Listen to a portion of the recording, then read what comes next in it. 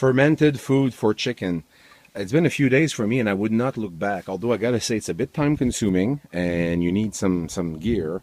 My girlfriend was not too happy with me using her spoons in the kitchen, so I went to the Dollarama, got myself a nice sturdy metal one, because you need to mix your fermented food 3 times a day, 2 or 3 times a day.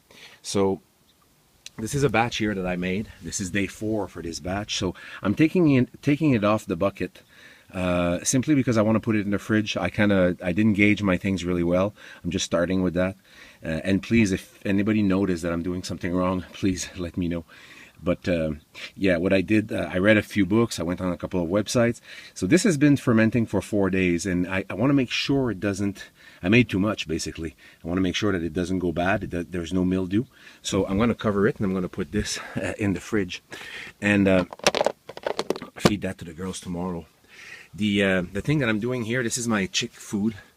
So basically here you have growers mix, a little bit of sunflower seeds and a few, maybe I have a cup of millet. The chicks love it. And what I'm doing right now is I'm trying to get the water, that liquid. There's all kinds of good fermenting bacteria in this liquid, and you want to recuperate that for your next batch. You don't have to, but it will give you a head start. In order to start basically the fermentation faster, we had read online that some people were using a little bit of apple cider vinegar for the first batch, and that's what I did. So I covered my seeds in there with about 1 inch of water, and I put, it was 1/4 cup, so not a lot, of apple cider vinegar. Made sure that there was still some, of course it's the non-pasteurized stuff, not the totally dead vinegar. So I made sure that there was the mother, you know, those nice fermenting bacteria filaments there. So you know, it took, like I said, 4 days. Now I know the SCOBY. It's the second batch that I make actually, and I made it. I saw a big difference. The first one did not have some leftover SCOBY or SCOBY. It just had the apple cider vinegar. But the second batch fermented much faster. Those little bubbles that you're supposed to see at day 2, they were showing up at the surface of the food. So that means that the chemical reaction was going well and the food was fermenting really well. So anyhow, this is just an idea. 4 buckets. I really suggest 4, because you're going to want to have something to rinse your tools. You don't want it to be too messy.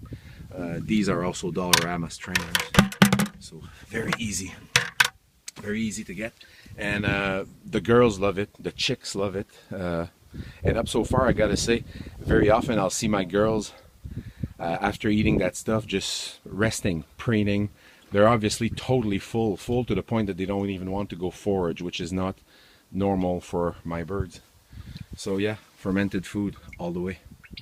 Let me know if you realize that I do something wrong, but up so far it's going really well. So I'm ready to make another batch of food, and I decided I was going to film it. Something that I forgot to mention: the water you're using absolutely needs to be not chlorinated. So if you have a well, perfect.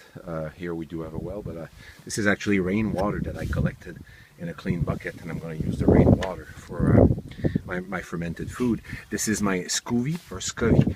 You can see now it's just a nice liquid full of fermenting bacteria. Again, don't need to do that. The first batch I put a little bit of apple cider vinegar, 1/4 cup, and it started my culture. But I really want to keep this beautiful liquid because it's gonna inoculate the new grains really fast. Actually, that's what I'm gonna do. So I take a really clean bucket, and what I have here is candies for the chickens. So basically, this is I have Layers crumb in there, which my girls don't care for, but I have a full bag in the shed, so I'm using it. There's also lots of sunflower seeds and a mix of Layers mash and white millet.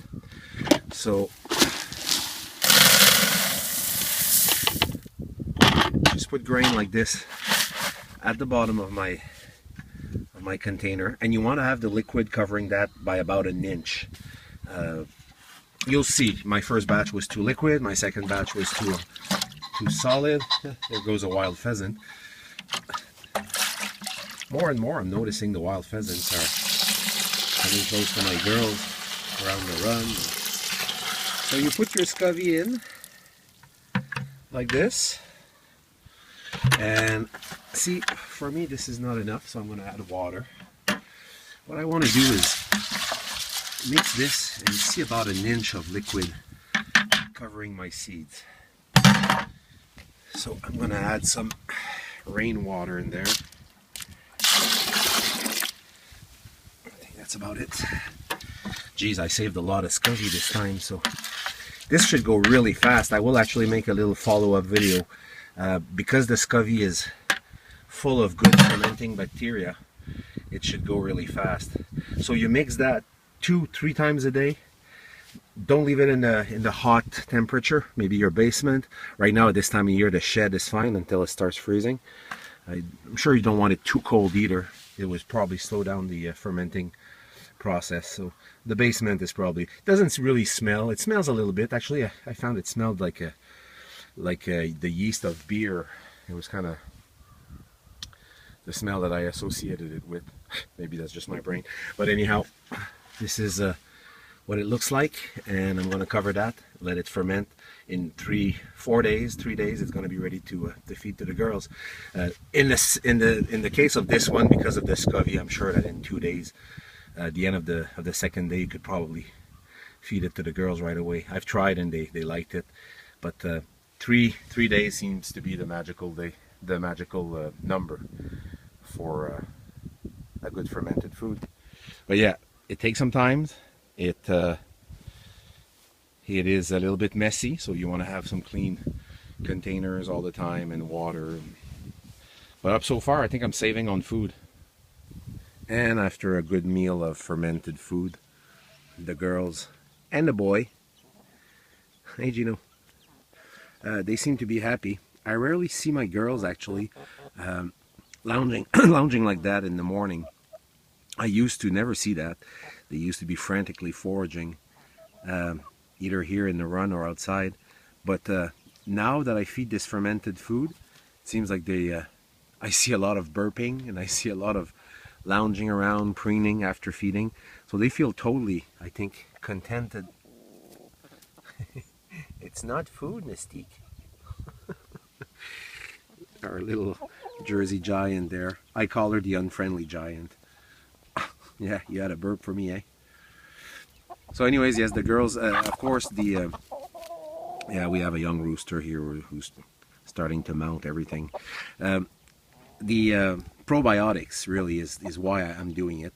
Yes, I'm saving on food with the fermented food, but it's mostly for their health. I was giving them once in a while some natural, unflavored Greek yogurt for probiotics, just once in a while. And when I discovered fermented food, anyways, up so far, maybe somebody will convince me otherwise. Like I said, I'm just a starter and all that, but I can see a difference already after 3 days of feeding it. And my girls, 4 days actually today. It's my beautiful Australorp Oracle.